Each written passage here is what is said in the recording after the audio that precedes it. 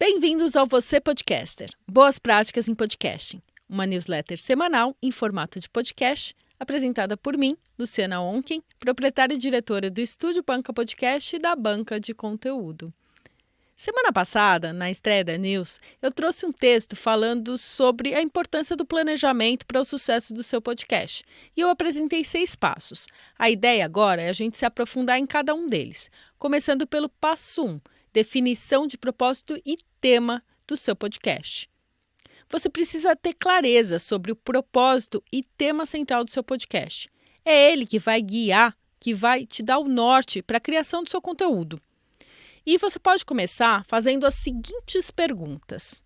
O que te levou a querer criar um podcast? O que você deseja e qual o impacto que pretende causar na sua audiência? Como você quer fazer essa entrega?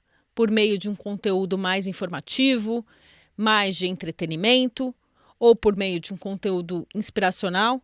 Veja o que combina mais com você ou com sua empresa, com a sua instituição. Feito isso, vamos para o tema central?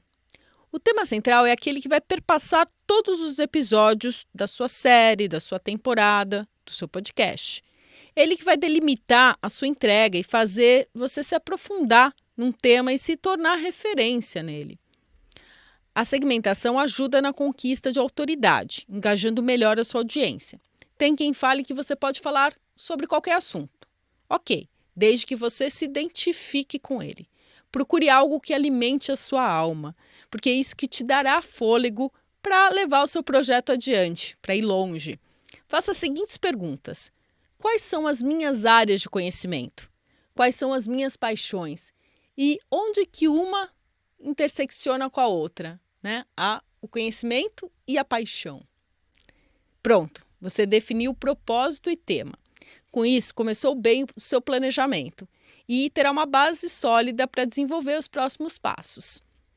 Cada episódio, cada convidado, cada tópico abordado estará alinhado com o propósito e tema do seu podcast, proporcionando uma experiência coesa e consistente para a sua audiência. Continue acompanhando a nossa newsletter Você Podcaster Boas Práticas em Podcasting, com mais dicas e orientações sobre como aprimorar o seu podcast, começando pelo planejamento estratégico. Também gostaria da sua opinião sobre esse formato. Deixa aqui nos comentários. E super obrigado por estar aqui comigo.